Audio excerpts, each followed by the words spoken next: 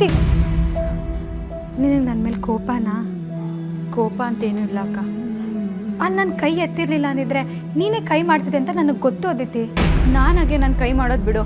ನಿನ್ನ ಜಾಗದಲ್ಲಿ ನಾನಿದ್ದರೆ ಹಾಗೆ ಮಾಡ್ತಿರ್ಲಿಲ್ಲ ಅನಿಸುತ್ತೆ. ನೀನು ಕೋಪದಲ್ಲಿ ದುಡುಕಿ ತಪ್ಪು ಮಾಡಿಬಿಟ್ಟೆ ಅನಿಸುತ್ತೆ ಅಕ್ಕ. ನಾಡಿದ್ದೆ ಛತ್ರಕ್ಕೆ ಹೋಗ್ತಿದ್ದೀವಿ, ಆಚೆ ನಾಡಿದ್ದೆ ಅಕ್ಕನ ಮದುವೆ. ಪರಿಸ್ಥಿತಿ ಇಷ್ಟು ಗಂಭೀರ ಇರುವಾಗ ವಿಕ್ಕಿ ಬಾವ ಅಕ್ಕನ ಮದುವೆ ಮಾಡ್ಕೊಂಡು ಕರ್ಕೊಂಡೋದ್ರೆ ಅವ್ರ ಮನೇಲಿ ಒಪ್ಕೊಳ್ತಾರ?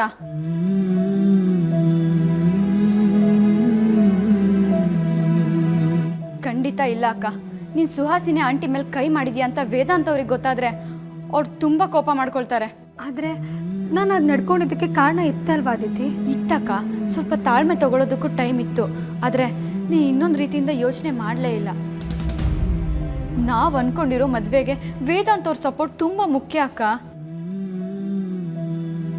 ಒಂದು ವೇಳೆ ಅವ್ರು ನಮಗೆ ಸಪೋರ್ಟ್ ಮಾಡಲಿಲ್ಲ ಅಂದರೆ ನಾವು ತುಂಬ ಹೆಲ್ಪ್ಲೆಸ್ ಆಗಿಬಿಡ್ತೀವಿ. ಆಗ ನಮ್ಮ ಕಣ್ಣು ಮುಂದೆನೇ ಗೌತಮ್ ಅವರು ಅಕ್ಕನ ಕುತ್ತಿಗೆ ತಾಳಿ ಕಟ್ಟೋ ಪರಿಸ್ಥಿತಿ ಬಂದರೂ ನಾವೇನು ಮಾಡೋಕ್ಕಾಗದೆ ಸುಮ್ಮನೆ ನೋಡ್ತಾ ನಿಲ್ಬೇಕಾಗುತ್ತಕ್ಕ.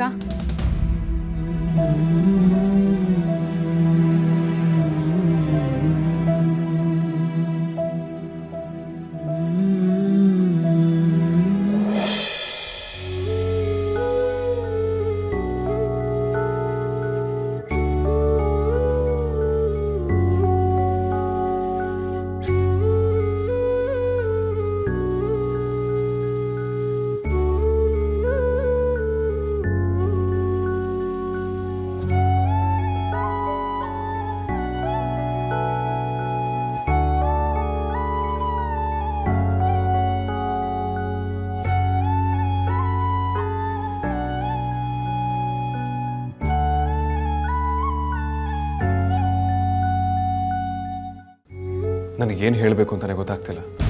ಎಲ್ಲ ಮುಗಿದ್ಮೇಲೆ ಇನ್ನೇನನ್ನ ಹೇಳೋಕ್ಕಿರುತ್ತೆ. ನಾನು ಅಂತದಷ್ಟು ಅಷ್ಟೇ. ಇದೇ ಕೊನೆ ಅಂತ ಅನ್ಕೋಬೇಡ ಪುಟ. ಎಷ್ಟೋ ಸಲ ಲೈಫಲ್ಲಿ ನಾವು ಎಕ್ಸ್ಪೆಕ್ಟ್ ಮಾಡದಿರೋ ಸಿಚುವೇಶನ್ ಮುಂದೆ ಬಂದು ನಿಂತ್ಕೊಳ್ಳುತ್ತೆ. ನಾವು ಗಟ್ಟಿಯಾಗಿರ್ಬೇಕಷ್ಟೆ. Life has to move on ಅಲ್ವಾ? ನಾನು ಸ್ವಲ್ಪ ಜಾಗ್ರತೆಯಿಂದ ಇದ್ದಿದ್ರೆ ಈಗ ಆಗ್ತಿರ್ಲಿಲ್ಲ ಅನ್ಸುತ್ತೆ ಅಣ್ಣ. ಒಂದು ಕೆಟ್ಟ ಘಟನೆಯಿಂದ ಏನೇನೋ ಆಗೋಯ್ತಣ್ಣ. ಈಗ ಹೊರಗಿನ ಪರಿಸ್ಥಿತಿ ಹೇಗಿದೆ? ಹೊರಗಡೆ ಏನಾಗಿದೆ? ಹೊರಗಡೆ ದೊಡ್ಡ ಗಲಾಟೆ ಆಗ್ತಿತ್ತು. ಗಲಾಟೆನಾ? ಅದೇನಿದೆ ನಾನು ನೋಡ್ಕೋತೀನಿ. ನೀರು ಎಷ್ಟು ಹೋಗೋಕಂದ ಸಾರ್ಥಕ್, ನೀವು ಇಲ್ಲೇ ಇರಿ. ಅವಳಿಗೇನಾದರೂ ಬೇಕಾಗ್ಬೋದು.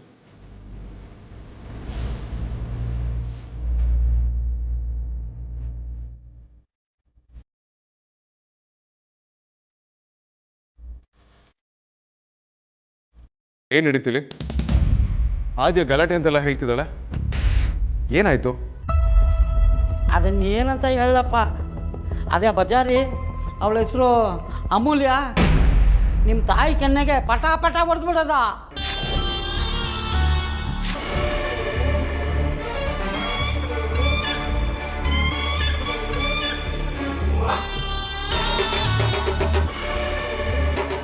ಏನು ಹೇಳ್ತಿದ್ದೀರಾ ಮಾವ? ಕಾರಣನೇ ಇಲ್ಲ. ಅಕ್ಕ ಹೋಗಿ ಅವ್ರ ಅಮ್ಮನ ಹತ್ರ ನನ್ನ ಮಗಳಿಗೆ ಯಾಕಮ್ಮ ಹಿಂಗೆ ಮಾಡಿದೆ ಅಂತ ಕೇಳಿದ್ದೆ. ತಡ ಎತ್ತಿ ಬಾರಿಸ್ಬಿಟ್ಲು. ನೋಡು ಅಕ್ಕನ ಮುಖ ಎಷ್ಟು ಕೆಂಪಗಾಗಿದೆ. ವೇದಾಂತ್, ಅದೇನಾಯ್ತು? ಅದೇ ಆಗ್ಬಾರ್ದಲ್ಲ, ಆಗೋಯ್ತಲ್ಲ. ಮತ್ತೆ ಯಾಕೆ ಆ ವಿಚಾರ? ಅಲ್ಲ ವೇದಾಂತ್, ಮೊದಲು ಸುಹಾಸಿನಿ ಇವರೇ. ಅಕ್ಕ ಮಾತಾಡೋಕೆ ಮುಂಚೆನ ಆ ಬಜಾರ್ ಹೆಂಗೆ ಮಾಡಕ್ಕೆ ಬಿಡೋದ? ಅಲ್ಲ ರೀ, ನಡೆದಿರೋದನ್ನ ನೀವು ಬೇರೆ ಥರನೇ. ಅಯ್ಯೋ ಇರಮ್ಮ, ಆ ಹುಡುಗಿಗೆ ದೊಡ್ಡವ್ರ ಮೇಲೆ ಕೈ ಮಾಡ್ತಾ ಇದ್ದೀವಿ ಅಂತ ಒಂದು ಸಣ್ಣ ಕಾಮನ್ ಸೆನ್ಸ್ ಬೇಡ? ಹುಡುಗಿ ಥರ ಆಡ್ತಿದ್ದಳ ಅವಳು.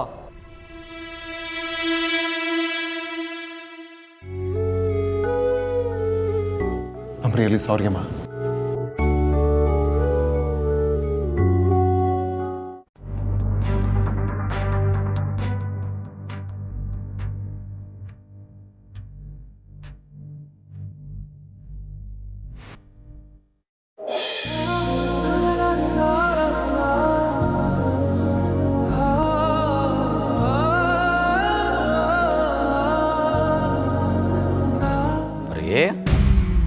ಅಲ್ಲ ನನಗೊಂದು ಮಾತು ಹೇಳ್ದೆ ಎಲ್ಲರೂ ಹಾಗೆ ಬಂದ್ಬಿಟ್ಟಿದ್ದೀರಲ್ಲ, ಯಾಕೆ ಏನಾಯ್ತು?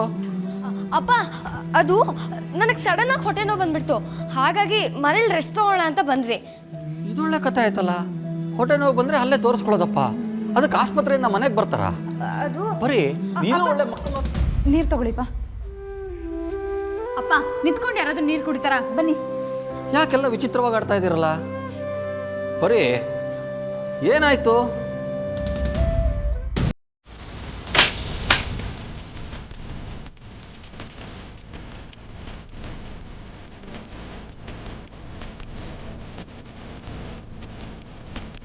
ಇದೇನಿದು ಪರಿ, ಕಿವಿಗೆ ಹತ್ತಿ ಎಲ್ಲ ಬ್ಯಾಂಡೇಜ್ ಮಾಡಿದ್ದಾರೆ, ಏನಾಯ್ತು?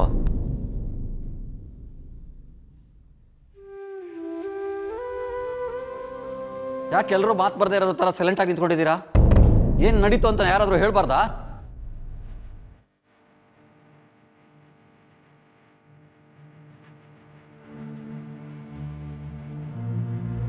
ರೀ, ಮಕ್ಕಳ ಮೇಲೆ ಕೋಪ ಮಾಡ್ಕೋಬೇಡ್ರಿ.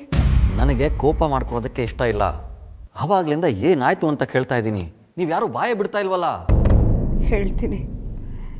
ಅದೇನಾಯ್ತು ಅಂದರೆ, ಇನ್ನು ಹೊಟ್ಟೆಲಿರೋ ಕಣ್ಣೆ ಬಿಡ್ದಿರೋ ಮಗುನ ಕೊಂದೇ ಬಿಟ್ಟಿಲ್ಲ ರಾಕ್ಷಸಿ.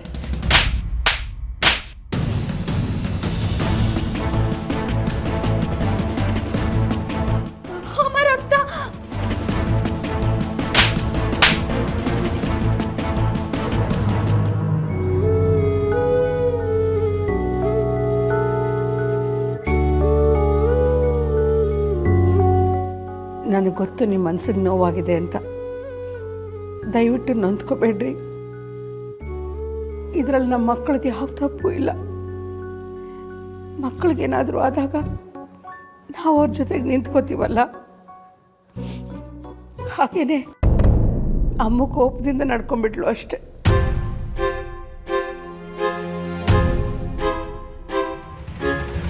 ಅಪ್ಪ ಅಪ್ಪ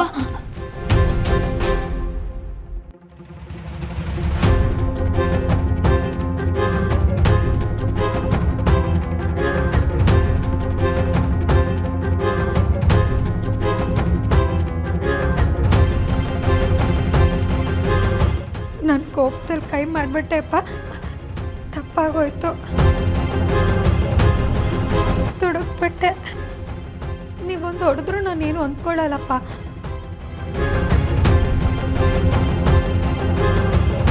ನನ್ನಿಂದ ದೊಡ್ಡ ತಪ್ಪಾಗೋಗಿದೆ. ಸಾರಿ ಅಪ್ಪ.